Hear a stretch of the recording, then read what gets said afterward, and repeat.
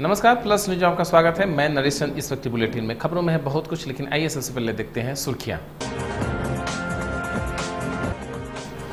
जदयू की virtual rally के जरिए सीएम नीतीश कुमार ने चुनावी दंगल का किया शंखनाद। जदयू की वर्चुअल रैली के पहले तेजस्वी यादव ने सीएम नीतीश कुमार से पूछे तीखे सवाल, कहा एक्चुअल मुद्दे से भागने नहीं देंगे। भारत पेट्रोलियम कॉर्पोरेशन लिमिटेड का निजीकरण को बंद करने की मांग को लेकर इंटक सीटू समेत विभिन्न केंद्रीय श्रमिक संगठनों ने किया प्रदर्शन। नीतीश की वर्चुअल रैली के दौरान राजद कार्यकर्ताओं ने किया हंगामा।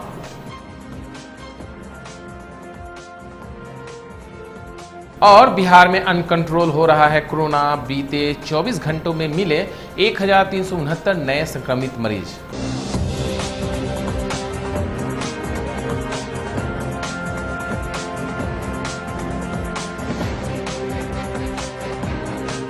अब खबरें विस्तार से। बिहार के मुख्यमंत्री और जदयू अध्यक्ष नीतीश कुमार आज विधानसभा चुनाव के लिए प्रचार अभियान का शंखनाद किए। कर्पूरी सभागार के स्टेज पर नीतीश कुमार ने अपना संबोधन शुरू किया। नीतीश कुमार ने स्टेज पर आते ही जदयू के वेब पोर्टल के बारे में जानकारी दी। नीतीश कुमार के पहले मंत्री संजय झा और अशोक चौधरी ने निश्चय संवाद में लोगों को संबोधित किया और तेजस्वी यादव पर जमकर निशाना साधा। बिहार विधानसभा चुनाव के चुनावी मैदान में उतरने के लिए सीएम नीतीश कुमार ने चुनावी बिगुल फूंक दिया है। जदयू की वर्चुअल रैली के जरिए सीएम नीतीश कुमार ने चुनावी दंगल के लिए शंखनाद किया। सीएम नीतीश कुमार ने कहा कि हमारी सरकार लगातार किसानों के लिए काम कर रही है। सीएम नीतीश कुमार ने बिना नाम लिए राजद सुप्रीमो लालू प्रसाद पर जमकर हमला बोला। उन्होंने कहा कि कुछ लोग अंदर हैं, फिर भी बाहर में एक आदमी रख लिया है जो दिन भर अनाप शनाप ट्वीट करते रहता है। उन्होंने कहा कि भला आप ही बताइए, जो जेल में है वो ट्वीट कैसे कर सकता है? इसका मतलब है कि बाहर में एक आदमी को हायर किया गया है जो ये सब कर रहा है। जान लीजिए, अब बिहार में कई लोग तो कुछ भी बोलते रहते हैं जो मुझे नहीं मालूम है, मैं उन सब चीजों पर ध्यान नहीं देता हूं। बिहार की आलोचना, और वो ज्यादातर लोग कोई नहीं, यहीं के लोग हैं, उनको कोई चीज की जानकारी नहीं है, किसी चीज की जानकारी नहीं रहती है, बोलते रहते हैं। पता है उनको। हम लोगों ने शुरू से ही जो जांच बढ़ाने के लिए कहा, मार्च में बैठे थे तब हम लोगों ने तय कर लिया था कि हम लोग कम से कम 20,000 की जांच कराएंगे, और वो सिलसिला हम लोगों ने शुरू किया। और आज मालूम है, आज बिहार में प्रतिदिन 1,50,000 से ज्यादा लोगों की जांच हो रही है प्रतिदिन। और आप अच्छी तरह जान लीजिए कि 10 लाख की जनसंख्या पर 32,233 लोगों की जांच की गई है, 10 लाख की जनसंख्या पर। अब ये सब पूरी बात को देख लीजिए यहाँ कितना हो रहा है। और इसका जो जांच है उसका 3 है। एक है आरटीपीसीआर। अब आरटीपीसीआर के जांच की क्षमता है, आज बिहार में चल रहा है 11,350, और हम लोगों का लक्ष्य है कि हम इसको 20,000 जो हम शुरू में आपको बताया उससे भी ज्यादा बढ़ाएंगे। तो हम ये बता देना चाहते हैं कि इसकी क्षमता बढ़ाने के लिए हम लोगों ने भारत सरकार से भी अनुरोध किया। उधर जदयू द्वारा आयोजित निश्चय संवाद वर्चुअल रैली के दौरान जदयू कार्यालय के बाहर बड़ी संख्या में राजद कार्यकर्ताओं ने हाथ में कटोरा लेकर प्रदर्शन किया। रोजगार के मामले में नीतीश सरकार पर जमकर निशाना साधा। प्रदर्शन कर रहे राजद कार्यकर्ताओं को हटाने के लिए पुलिस बल को बुलाना पड़ गया। पुलिस ने प्रदर्शनकारियों को हल्का बल प्रयोग करके वहां से हटाया। इस दौरान राजद कार्यकर्ताओं ने रोजगार के मुद्दे पर बिहार सरकार को आड़े हाथों लिया।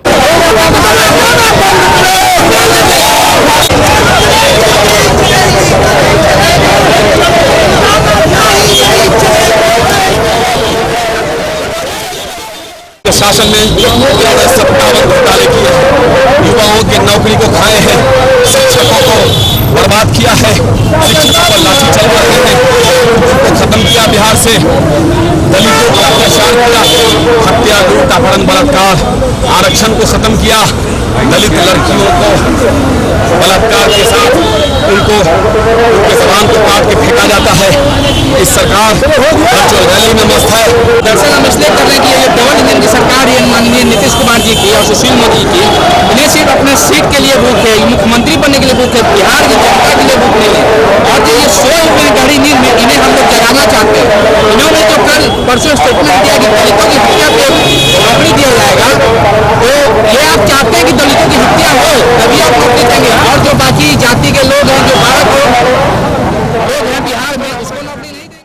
बिहार विधानसभा चुनाव के मद्देनजर तमाम पार्टियों ने कमर कस ली है। इस बीच जदयू भी आज से इन तैयारियों का आगाज कर दिया है। नेता प्रतिपक्ष तेजस्वी यादव ने जदयू की भरचू रैली पर तंज कसा है। तेजस्वी यादव ने कहा है कि नीतीश कुमार जी की विशाल रैली 1 मार्च को हुई थी, उसका क्या हर्ष हुआ है ये सभी को पता है। देश की जनता ने देखा है कि किस प्रकार बिहार के इतिहास में ये रैली सुपर फ्लॉप साबित हुई थी। जनता ने 15 साल देकर नीतीश जी की असलियत को जान गई है। देखिए, नीतीश कुमार जी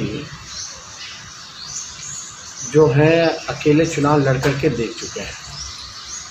जब समता पार्टी थी 95 में मात्र 7 सीटों पर सीमित रह गई थी। 2014 में अकेले लड़ी तो केवल जो है 2 सीटों पर सीमित रह गई। 15 साल मुख्यमंत्री होने के बाद भी उनकी जनाधार जो है कुछ नहीं है। वो वाकई में वो खुद जानते हैं कि 2 सीट भी अगर वो अकेले लड़ेंगे तो इस बार 2 सीट भी नहीं मिलेगा। असल में बिहार में नीतीश जी कोई फैक्टर नहीं है। बिहार में लड़ाई केवल बीजेपी और आरजेडी की है। और नीतीश कुमार जी का तो इतिहास उठा करके देख लीजिए, वो तो अब चिराग पासवान और एलजेपी को खत्म करने की राजनीति कर रहे हैं। और नीतीश कुमार जी ने ऐसा कोई सगा नहीं जिन्होंने उनको नीतीश जी ने ठगने का काम ना किया हो। वो हम कई बार जो है नाम दोहरा दिए, कोई फायदा नहीं है। तो बिहार की जनता नीतीश कुमार जी को जानती है। बिहार में जो लड़ाई होने वाली है, जो चुनाव होने वाला है, उसमें नीतीश कुमार कोई फैक्टर नहीं है। असली लड़ाई आरजेडी और बीजेपी की होने वाली है। तो अगर मुख्यमंत्री का उम्मीदवार तेजस्वी यादव या बीजेपी का कोई बनेगा, नीतीश कुमार नहीं बनेगा, आप ये कहना चाह रहे हैं? देखिए, हम कह रहे कोई फैक्टर नहीं है। नीतीश कुमार जी कोई ताकत नहीं है। वो तो महागठबंधन में हम लोगों की वजह से लड़े 101 सीटों पर, जिसमें कि उनको 70-71 सीटें मिली। वो तो लालू जी के नाम पे मिला वोट उनको। और सबसे बड़ी पार्टी होने के बाद भी हम लोगों ने मुख्यमंत्री बनाया, लेकिन जनादेश का अपमान किया, विश्वासघात किया बिहार के 12 करोड़ जनता के साथ। ये सब लोगों ने देखा। और नीतीश कुमार जी का इतिहास रहा है।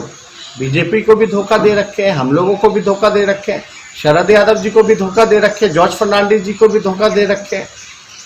मतलब कि लिस्ट जो है किताब भर जाएगा। मांझी जी क्या कहते हैं नहीं कहते, इस पर हमको कोई टिप्पा टिप्पणी नहीं करना। बिहार में कोरोना की बेकाबू रफ्तार बनती जा रही है। 1.5 लाख प्रतिदिन किए जा रहे जांच के बीच अब आंकड़ों में तेजी से कमी आई है। स्वास्थ्य विभाग की तरफ से जारी किए गए ताजा आंकड़े के मुताबिक बीते 3 महीने के सबसे कम आंकड़ों में 24 घंटे में सामने आए हैं। स्वास्थ्य विभाग के द्वारा जारी आंकड़ों के मुताबिक राज्य में 1369 नए संक्रमण के मामलों की पुष्टि हुई है, जिसके साथ ही राज्य में कुल एक्टिव मरीजों की संख्या 17,972 पर पहुंच गई है। जिन जिलों में संक्रमण से सबसे ज्यादा मामले सामने आए हैं उनमें राजधानी पटना में 241, सारण में 72, भागलपुर में 97 मामले शामिल हैं। हाईकोर्ट ने एक महत्वपूर्ण फैसला देते हुए स्पष्ट किया है कि बिहार में secondary, senior secondary teachers eligibility test की परीक्षा 9 सितंबर से होगी।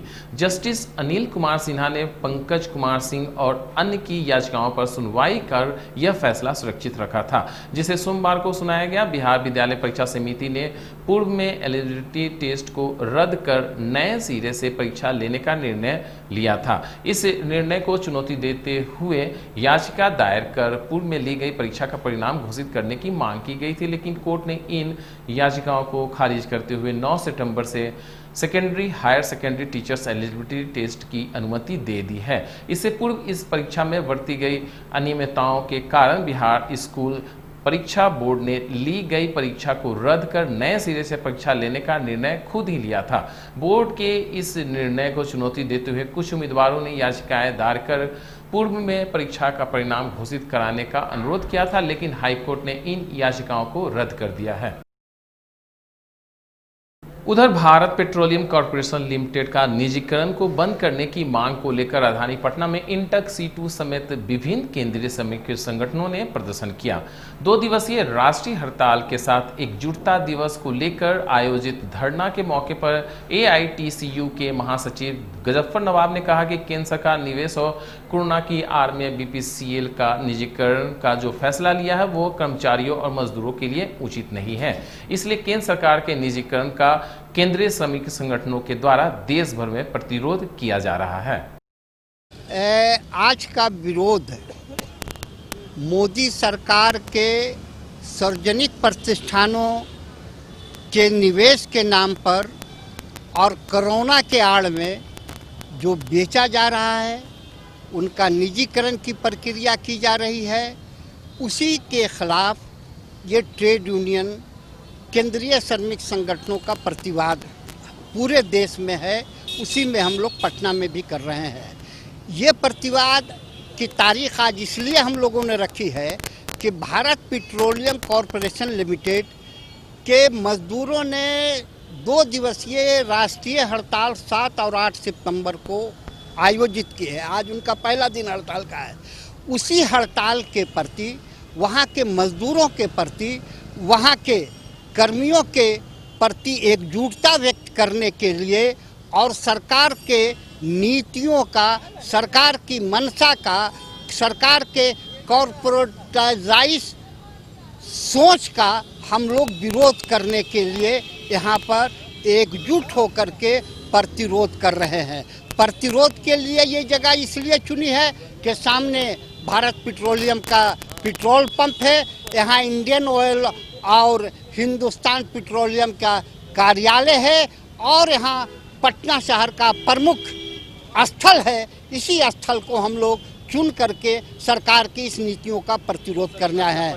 सोमवार को सूबे के मुख्यमंत्री नीतीश कुमार के द्वारा निश्चय संवाद रैली का आयोजन किया गया। इस दौरान सीएम ने JDUonline.com डिजिटल प्लेटफॉर्म का शुभारंभ भी किया। इस कार्यक्रम में जिले भर से लगभग 2 लाख से अधिक सदस्यों ने लाइव के माध्यम से संवाद सुना। वहीं मुजफ्फरपुर में जदयू जिला अध्यक्ष रंजीत सहनी की अध्यक्षता में जिला जदयू कार्यालय में जदयू प्रवक्ता सहित अन्य नेताओं ने सीएम नीतीश के निश्चय संवाद को सुना। इस दौरान जदयू जिला अध्यक्ष रंजीत सहनी ने बताया कि मुख्यमंत्री के द्वारा वर्चुअल रैली के माध्यम से निश्चय संवाद का कार्यक्रम डिजिटल और टेलीविजन के जरिए जिले भर में 212 LED स्क्रीन की व्यवस्था की गई है। वहीं बड़ा स्क्रीन लगभग 24 जगह व्यवस्था की गई है। उन्होंने बताया कि जिले में लगभग 2 लाख जनता ने आज सीएम का संवाद सुना। जय बाबू।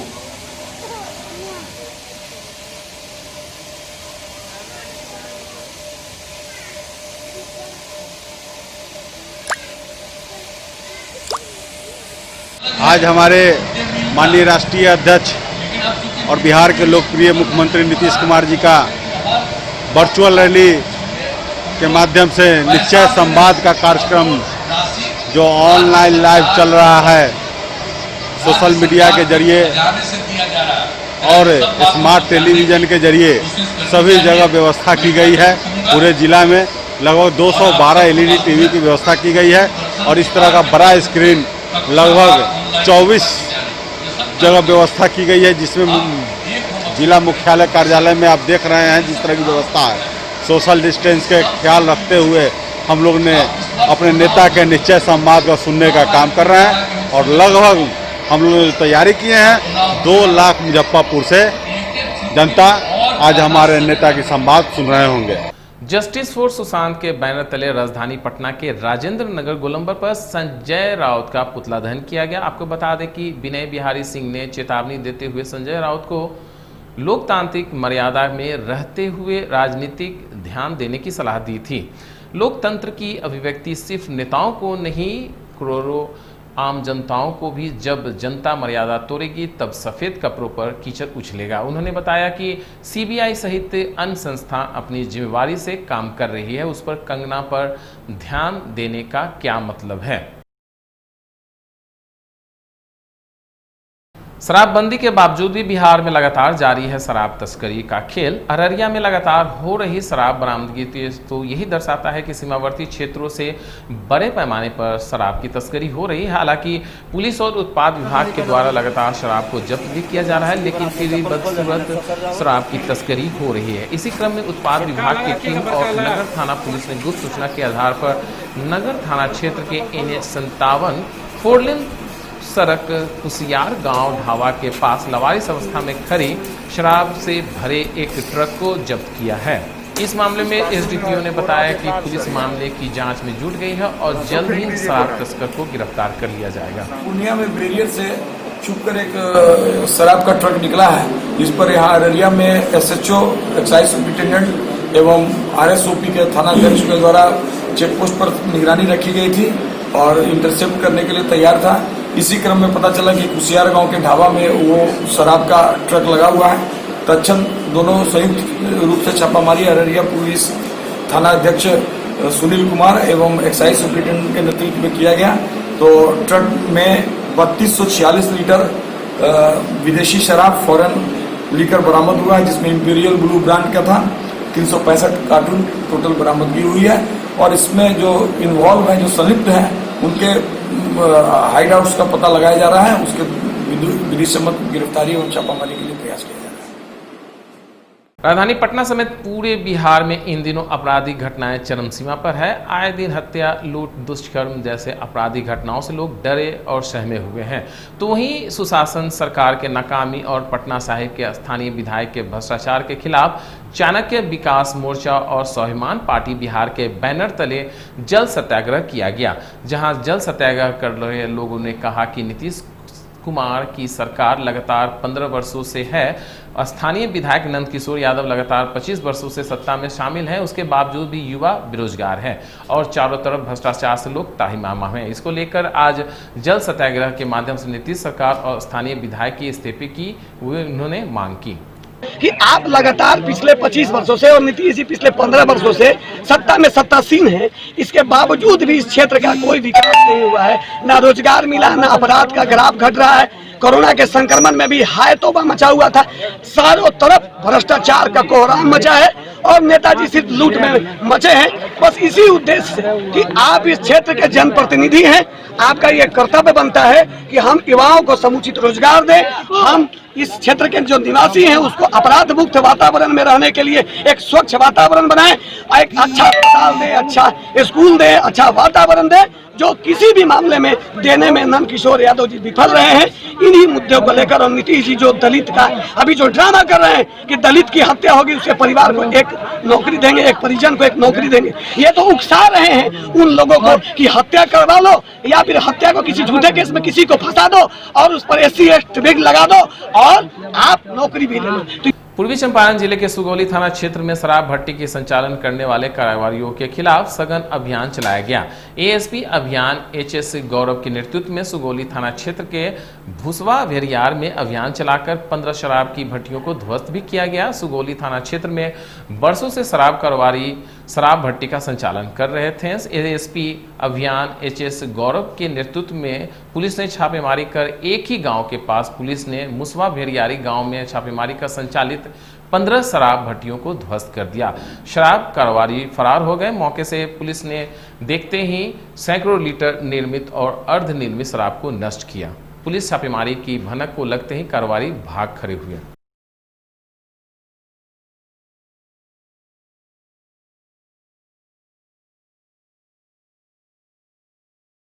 रालोसपा के प्रदेश मुख्य प्रवक्ता अभिषेक झा ने कहा है कि जदयू की तरफ से आयोजित इस वर्चुअल रैली को बिहार की जनता ने नकार दिया है। मार्च के महीने में जदयू की तरफ से पटना के गांधी मैदान में रैली का आयोजन हुआ था और उस एक्चुअल रैली में मुट्ठी भर लोग ही मुख्यमंत्री नीतीश कुमार को सुन रहे थे।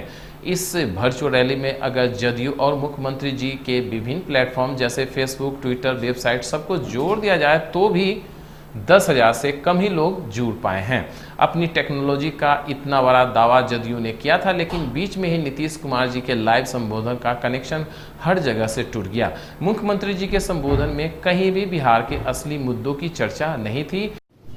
आज जेडीयू की तरफ से एक वर्चुअल रैली आयोजित की गई थी, जिसे संबोधित कर रहे थे जेडीयू के राष्ट्रीय अध्यक्ष और बिहार के माननीय मुख्यमंत्री नीतीश कुमार जी। जेडीयू की तरफ से मार्च के महीने में भी एक रैली गांधी मैदान में आयोजित हुई थी और उस एक्चुअल रैली में कितने लोग नीतीश कुमार जी को सुन रहे थे यह किसी से छिपा हुआ नहीं है। खैर, इस वर्चुअल रैली में भी उनके विभिन्न प्लेटफॉर्म्स पर, ट्विटर, फेसबुक, उनकी वेबसाइट, उन सब पर अगर जोड़ भी दिया जाए तो भले ही इन लोगों ने दावा किया था कि लाखों लोग नीतीश कुमार जी को सुनेंगे, लेकिन सब कुछ आप जोड़ दें, आपके सामने है 10,000 से भी कम लोग नीतीश कुमार जी को सुन रहे थे। अपने संबोधन में नीतीश कुमार जी ने फिर से अलग अलग लोक लुभावन बातें की, लेकिन इन बातों का जवाब नहीं दिया कि आखिर 15 वर्षों की उनकी सरकार में अभी तक शिक्षा की व्यवस्था दुरुस्त क्यों नहीं हो पाई, रोजगार सृजन के मामले में बिहार इतना पीछे क्यों है, आखिर क्यों लोग यहां से पलायन करने को मजबूर हैं, स्वास्थ्य सेवाएं इतनी लचर क्यों है और अपराध इतने चरम पर क्यों है। बिहार विधानसभा चुनाव की सरगर्मियों के बीच आज जदयू के लिए चुनावी शंखनाद करते हुए नीतीश कुमार ने वर्चुअल रैली के जरिए बिहार की जनता को संबोधित किया। वहीं वर्चुअल रैली के लिए जदयू कार्यकर्ताओं ने पटना सिटी के शहीद भगत सिंह चौक पर प्रोजेक्टर लगाकर, जहां सैकड़ों की तादाद में जदयू कार्यकर्ताओं ने नीतीश कुमार का संबोधन को जन जन तक पहुंचाया। वहीं जदयू कार्यकर्ताओं का कहना था कि मुख्यमंत्री नीतीश कुमार ने जो 7 निश्चय का वादा किया था वो सभी पूरा कर जनता के प्रति समर्पित कर दिया। आगामी बिहार विधानसभा चुनाव में युवा वर्ग भी नीतीश कुमार के साथ है और इस बार भी जदयू पार्टी की जीत हुई और बिहार में विकास का लहर दौड़ेगा। के सबसे ईमानदार और समाजवादी नेता आदरणीय श्री नीतीश कुमार जी ने जो 2015 में सरकार बनने के पहले जो बिहार की जनता से वादा किया था 7 निश्चय का, आज उसी के तहत आज हम लोगों का सरकार का भी समय, इसके बाद चुनाव होना है कुछ ही दिनों में, तो माननीय मुख्यमंत्री नीतीश कुमार जी ने निश्चय संवाद के तहत बिहार की जनता को वो सातों निश्चय पूरा हुआ कि नहीं हुआ और उन्होंने जनता के लिए क्या काम किया, उसी को लेकर जनता के बीच में आए हैं। क्योंकि माननीय मुख्यमंत्री नीतीश कुमार इस पूरे भारत में ऐसे व्यक्ति हैं जिन्होंने कहा था कि मैं हर घर बिजली पहुंचाऊंगा, हर घर नल जल का पानी पहुंचाऊंगा और उसमें कामयाबी मिली है। आज पूरे बिहार में चाहे किसी भी वर्ग का हो, चाहे किसी भी समुदाय का हो, दलित हो, महादलित हो, पिछड़ा हो, पिछड़ा हो, बसावन टोला में जुड़े हुए गरीब जुड़े लोग हों, सभी के पास घर घर बिजली पहुंची है, नल जल का पानी पहुंचा है। इसलिए बिहार के तमाम आवाम, माता और बहनें काफ़ी खुश हैं और आज पूरे बिहार में करोड़ों की संख्या में माननीय मुख्यमंत्री जी के इस निश्चय संवाद में जुड़कर, माननीय मुख्यमंत्री जी के यशस्वी भाषण को सुनकर बिहार को एक नया दिशा देने के लिए सब पूर्वी चंपारण जिले में अपराधियों ने पुलिस को चुनौती दी है। राहगीर को गोली मारकर बाइक लूट की घटना को अंजाम दिया गया है। बाइक सवार को पैर में गोली लगी है। घटना जितना थाना क्षेत्र के बनकटवा गांव से पूरब मिडिल स्कूल के नजदीक बताई जा रही है। जानकारी के अनुसार बाइक सवार व्यक्ति बाइक से आदापुर से घोड़ा सहन जा रहा था। बाइक सवार को 3 अपराधियों ने बनकटवा मिडिल स्कूल के नजदीक पुल के पास पैर में गोली मार दी और ग्लैमर बाइक को लूटकर भाग गए। पुलिस पूरे मामले की छानबीन में जुट गई है। उधर पटना सिटी के खजकल्ला राज दरबार में भी जदयू की वर्चुअल रैली का आयोजन किया गया, जहां जदयू नगर निकाय के प्रदेश अध्यक्ष रंजीत प्रभाकर यादव और जदयू नेत्री आरती प्रभाकर के नेतृत्व में सैकड़ों जदयू कार्यकर्ताओं ने बढ़ चढ़कर हिस्सा लिया। प्रोजेक्टर के जरिए सैकड़ों लोगों के साथ महिला भी बढ़ चढ़कर हिस्सा ली और सीएम नीतीश कुमार का संवाद सुना। वहीं प्रदेश अध्यक्ष रंजीत प्रभाकर यादव और आरती प्रभाकर ने बताया कि बिहार की जनता जदयू पार्टी को जीत दिलाएगी, जिससे एक बार फिर से विकास की लहर दौड़ उठेगी। वर्चुअल रैली तो सबसे पहले तो मैं माननीय मुख्यमंत्री जी को बधाई दूंगा और अपने जनता दल यूनाइटेड परिवार को बधाई दूंगा कि इस तरह का अनूठा प्रयोग उन्होंने किया है और जितने भी दल में ये पहला प्रयोग है और आज लाखों लोग, जितनी हमें उम्मीद थी उससे कहीं ज़्यादा लोग इसे सुन रहे हैं और ख़ासकर महिलाओं में काफ़ी जोश है क्योंकि महिला सशक्तिकरण के लिए और बिहार की शांति के लिए उन्होंने जो काम किया, कानून व्यवस्था न्याय के साथ विकास के लिए काम किया है, तो वर्चुअल रैली को महासफल माना जा रहा है और लोग इससे ज़्यादा से ज़्यादा, क्योंकि ये वर्चुअल रैली लोग मोबाइल के ज़रिए हो, किसी भी सोशल मीडिया के ज़रिए हो, घर में बैठे हों, दुकान में बैठे हों या कहीं भी सभा लगाकर लोग सुन रहे हैं, ज़्यादा से ज़्यादा माननीय मुख्यमंत्री जी को सुन पा रहे हैं।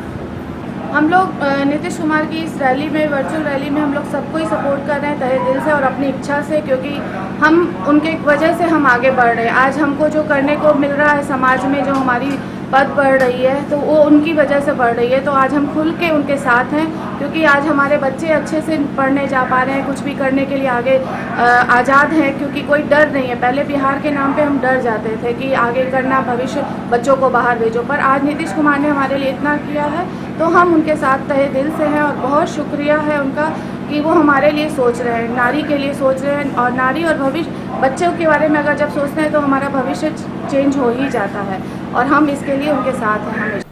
वहीं पटना सिटी के गुरहट्टा में जदयू नेत्री ममता वर्मा ने भी जदयू की वर्चुअल रैली को लेकर खासा तैयारी कर रखी थी, जहां सैकड़ों महिला सीएम नीतीश कुमार के संवाद को सुनी। वहीं जदयू नेत्री ने बताया कि बिहार के विकास में सीएम नीतीश कुमार का काफ़ी योगदान रहा है और इस बार फिर से सत्ता में आकर विकास की रफ्तार को वे आगे बढ़ाएंगे। हम लोग जैसे कोरोना महामारी अभी चल रही है, उसमें हम लोग कहीं ऐसा जगह पर तो इकट्ठा नहीं हो सकते हैं, इसलिए टीवी के माध्यम से, लैपटॉप के, मोबाइल के माध्यम से हम लोग सब एकत्रित होकर कुछ छोटे छोटे जत्थे में हम लोग अपना उनका प्रोग्राम देख रहे हैं। मकसद क्या है? मकसद है नीतीश जी को कार्य को समझाना, बताना। ये है जो आज तक उन्होंने 5 साल में किया है वो हम लोग इन लोगों को बताना है। नीतीश जी भी यही रखने के लिए उन्होंने रखा है ये प्रोग्राम। आप लोग इसको अब ले जावा पहनाने के लिए क्या कर रहे हैं? हम लोग अपने तरफ से तो कोशिश करेंगे कि अगर बाकी तो इन लोगों पर है। आज की खबर में बस इतना ही। मुझे मेरी टीम को दी इजाजत। नमस्कार।